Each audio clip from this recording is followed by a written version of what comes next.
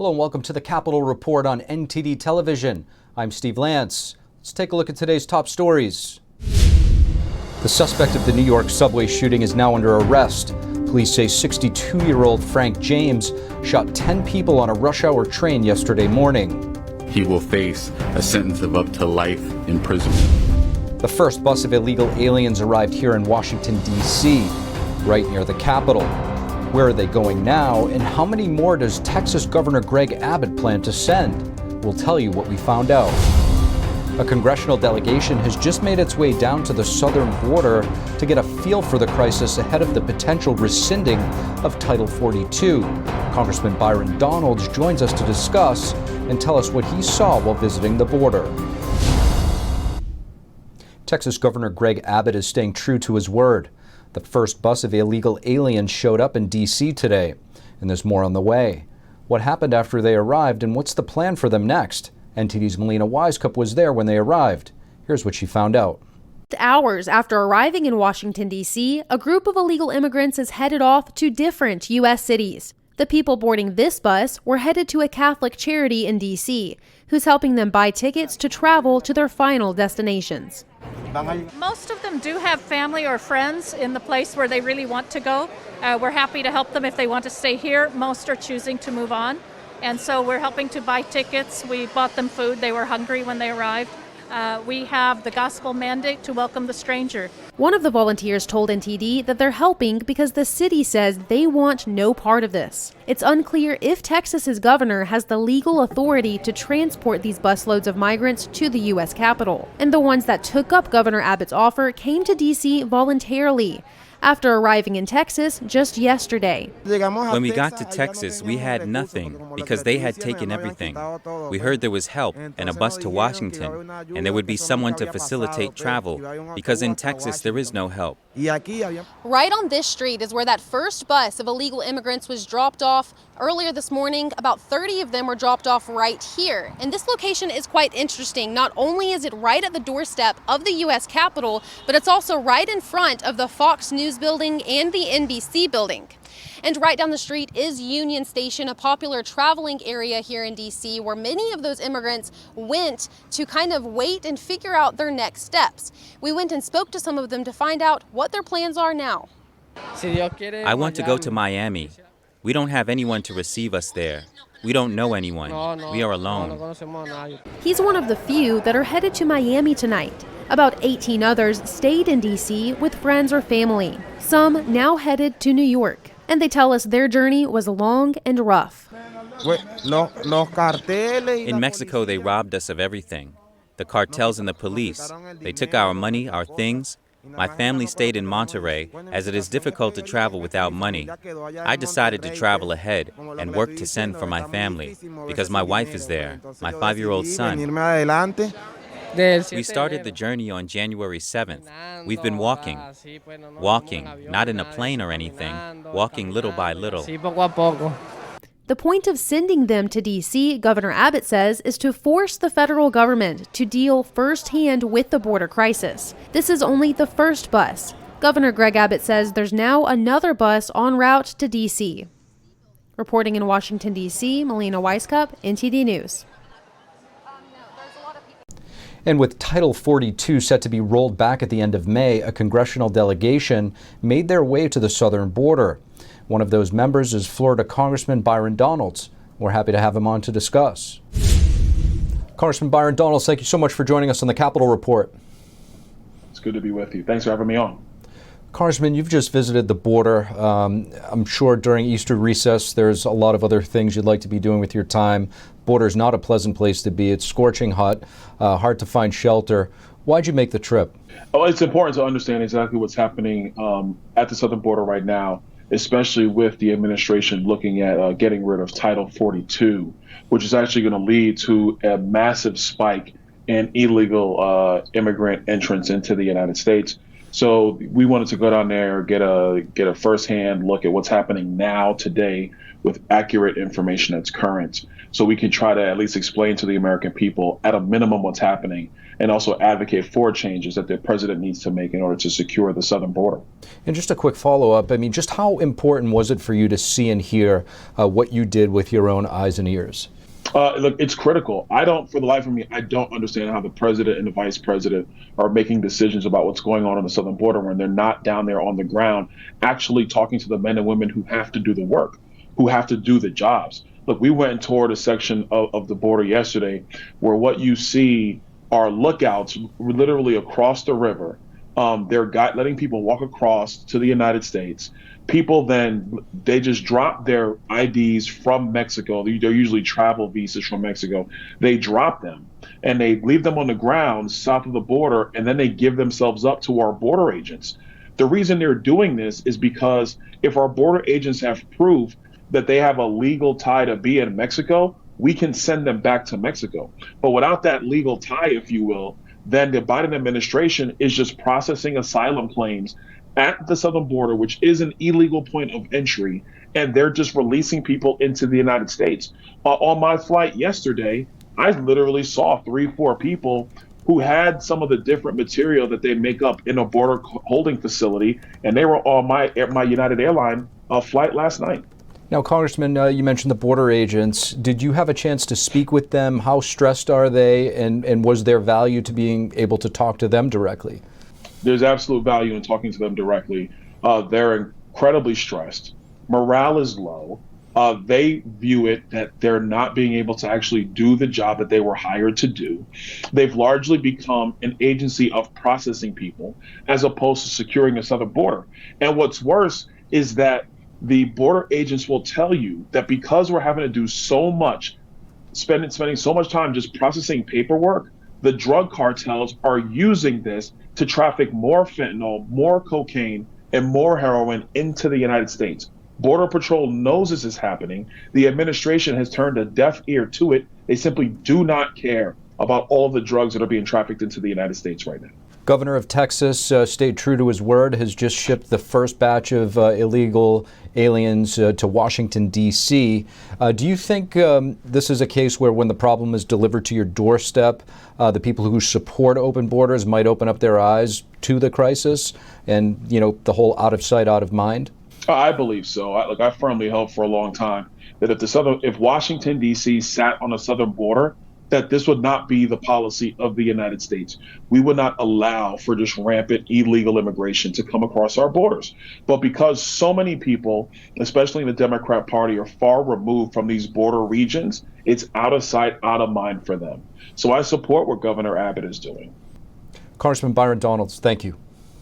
Anytime. The White House is putting pressure on Texas Governor Greg Abbott to clear the backup of trucks at the U.S.-Mexico border in Texas.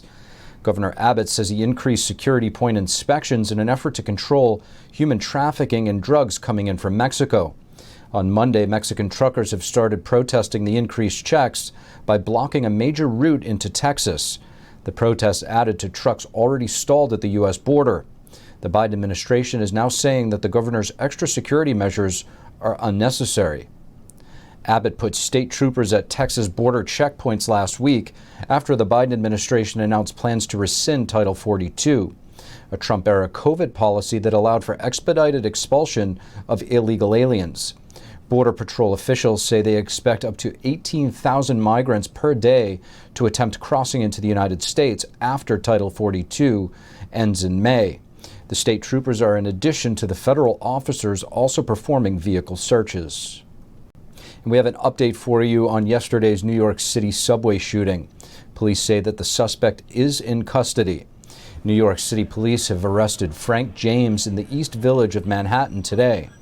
Officials allege that James is the Brooklyn subway station shooter.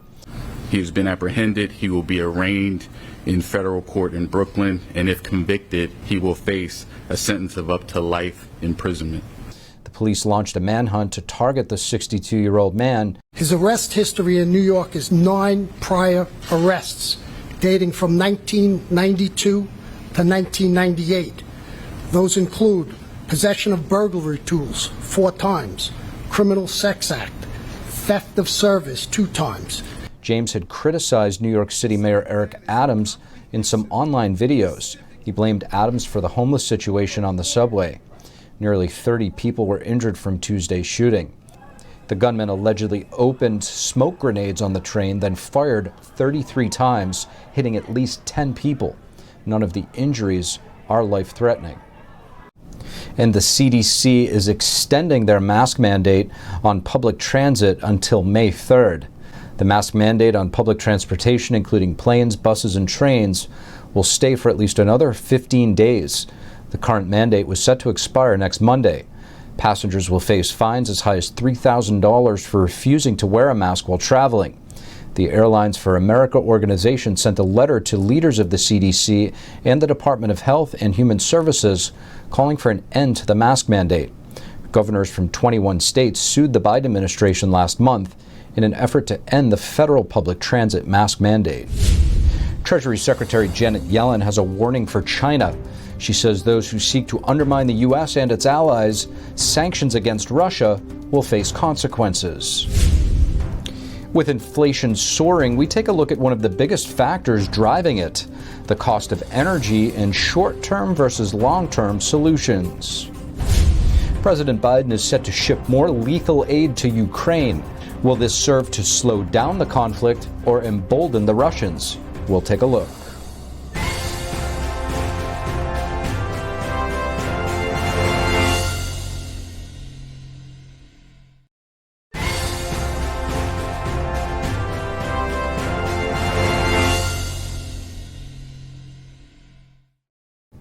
Welcome back to NTD's Capital Report. I'm your host, Steve Lance. And data is coming out of the Bureau of Labor and Statistics, and it shows wholesale prices in the United States are surging at their fastest annual pace on record. The Producer Price Index, which measures the wholesale price of goods and services, rose by over 11% last month. This latest record-breaking price surge is likely to amplify concerns about inflation even more broadly. Higher wholesale prices tend to get passed along to consumers. Major contributors to the wholesale price spike were sharp increases in energy and transportation costs. U.S. Treasury Secretary Janet Yellen today appealed to China and other countries to help end Russia's war in Ukraine. Yellen is warning that those who seek to undermine Western sanctions will face consequences. And let's be clear, the unified coalition of sanctioning countries will not be indifferent to actions that undermine the sanctions we've put in place. Speaking at the Atlantic Council in Washington, Yellen said Beijing's standing in the world would suffer if it fails to do so. China cannot expect the global community to respect its appeals to the principles of sovereignty and territorial integrity in the future if it does not respect these principles now when it counts. Yellen's comments come after China continues to refuse adding sanctions onto Russia for its invasion of Ukraine and refusing to denounce Russia's aggression.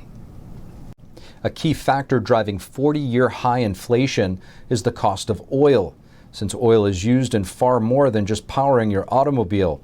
President Biden has taken some temporary measures in recent days to lower the cost of oil, but is that enough to fundamentally change the trajectory of out-of-control inflation? Larry Behrens was communications director for the former governor of the great energy state of New Mexico, and he currently serves as director of Power the Future. And we're happy to have him on to discuss. Larry Behrens, thank you so much for joining us on the Capitol Report. Great, Steve, to be here. I appreciate it. Larry, President Biden just announced allowing the sale of E15 fuel in an attempt to lower gas prices. This comes a week or two after Biden opened up millions of barrels a day from the emergency energy reserves. Is this a kitchen sink approach? It is from one perspective, in the sense that President Biden only wants to take temporary actions to try to fix the crisis that is happening across the country right now. He could approve pipelines. He could be looking at ways to make permanent development here in the United States, but he won't do that. He only wants to take actions like, something over the summer or a temporary release from the strategic reserve in order to try to placate Americans right now because it's an election season. reason, but make no mistake, if the president could, he would not even be doing these. The only reason he's doing so is because he's worried about November, because Americans know, and polls have shown, that they hold him accountable for the gas prices, as they should. Larry, you just touched upon it a bit there. If the concern is climate change, this E15 will actually create more pollution. So where does the argument for more domestic energy drilling go from here?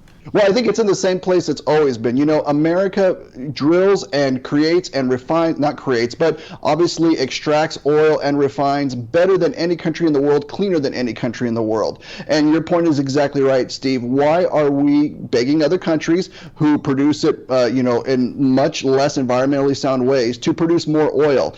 And so you start to wonder, is this really about the environment, or is it about political power? Because the president is taking these actions that on their surface against what he says he cares about, and the environmental groups who usually scream about such things are awfully quiet. I think it's all about they're concerned about November and political power, and so they're more than willing to go against their own, what they say are important beliefs, in order to maintain their stranglehold on Washington. Larry, would more drilling ease the high prices of gasoline in the short term or long term, and if so, how? Well, it's simple as supply and demand. That's a great question, Steve. In the short term, it would be very difficult. You know, what the president did on day one in canceling Keystone and taking a whole bunch of other executive orders is sending a message to producers saying, if you want to invest in this industry right now, you could lose a lot of money, and send a message to energy workers saying, we're coming after your jobs. And so it's made them leery. It's made them really, really hesitant to try to work with this administration now that they say they're trying to do everything they can. But to your point, if he were to make a U-turn, which he should do tomorrow, and say, okay, I was wrong on this, we're going to make permanent solutions to increase American energy production, it would still take time. There is an absolute trust deficit with this administration and energy workers across the country. Larry, you make some very interesting points between some of these temporary solutions versus long-term fixes. I really think that it needs to be discussed. Before I let you go, we're now at 8.5% inflation, 8.5%. How is energy factored into this number, and is there a way that energy could potentially lower this number? Energy factors in a great deal. I mean, Americans know that everything they get in the supermarket is, produced, transported, and maintained using fossil fuels and using energy in the United States. And the more that cost goes up, because we've messed with the supply, the more the cost for everything goes up. And so energy is at the absolute core of the inflation problem here in the United States. And to your point, exactly, yes, if we were to make energy affordable as it was under the previous administration, and even in other times in the history of our country, we would find that would have a positive impact on bringing down inflation, because, when energy is affordable, it makes a lot more things affordable. Larry Behrens, thank you. Thank you so much, Steve. Great to talk with you. President Biden today approved $800 million in new military assistance to Ukraine, including artillery and helicopters to bolster its defenses against the intensified Russian offensive in the country's east. Today, the president announced and authorized another presidential drawdown of security assistance valued at up to an additional $800 million, tailored to meet urgent Ukrainian needs for today's fight as Russian forces shift the focus of their ruthless aggression now to eastern Ukraine. Biden announced the aid after a call with the Ukrainian president to coordinate the delivery of the assistance, which he said included artillery systems, artillery rounds, and armored personnel carriers, as well as helicopters.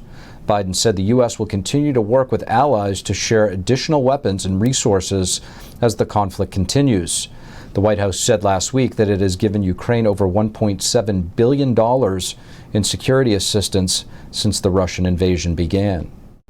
With President Biden set to up the ante with another round of even more deadly weapons being sent to Ukraine, it has many wondering if the U.S. is being further drawn into this war and what the net result would be for the United States. Here to try and make sense of it all, we have former U.S. Army Colonel John Mills. Retired Colonel John Mills, thank you so much for joining us on the Capitol Report again. Thank you, Steve. Always an honor to be with you. Colonel, it's been reported that President Biden plans to send more lethal military aid to Ukraine, more deadly weapons than have already been sent. From your perspective, will this have the effect of deterring Russia or exacerbating the conflict? I think we need to be mindful of not being too partisan one way or another on this topic area. I think we should never allow a big corrupt government to beat up a smaller corrupt government and country. We should, that's not right. If we see a crime taking place in a parking lot of a big corrupt thug beating up a smaller corrupt thug, and we have the ability to do something about it, we should do something about it. So there's minimize the bloodbath. I think the weapons that they've been talked about a lot are the Stinger missile and the Javelin missile. The Stinger is anti-aircraft. Javelin is anti-tank. The Javelins are ferociously effective with their top attack, and much evidence of that is just all the field expedient top armor that the Russian tank crews are putting on top of their tanks, trying to defeat those incoming rounds. How effective those field expedient top armor is, probably not a whole lot. It makes the crew feel better, but it probably doesn't work a whole lot. So the right types of weapons, and give it in reasonable quantities. We don't want to create another Afghan situation where the CIA then has to spend 15 years and tens and hundreds of millions of dollars in the Stinger buyback program. Colonel Mills, I know it may sound selfish to some folks, but a lot of Americans are asking the question, big picture, what should the U.S. get out of this conflict for vesting so much American treasure and bearing the cost of some of these rising prices related to the war? Well, first and foremost, and many people, but including me, we could shut this down in seconds by unleashing American energy. Unleashing American energy. We have, this is clearly the lockstep ideology of the current occupant of the White House, the Biden team. They just ideologically, this is a sellout to part of their base of nonprofits and environmental advocates. So it's okay if somebody else pollutes their country taking fossil fuels. We're just not going to do it, even though we have more and can do it more efficiently and more environmentally friendly. We'll just let another country do it, and we'll pay them a far higher price when they're doing it in a far more ungreen way. So one, unleash energy. Unleash energy. Two, this, I say it over and over again, what's going on in the Ukraine is a sideshow and a component of the worldwide agreement by China and Russia to topple the U.S. and topple the U.S. dollar. Colonel Mills, where do you see this war going in terms of what might bring it to an end or what might prolong it? And do you have any timetable?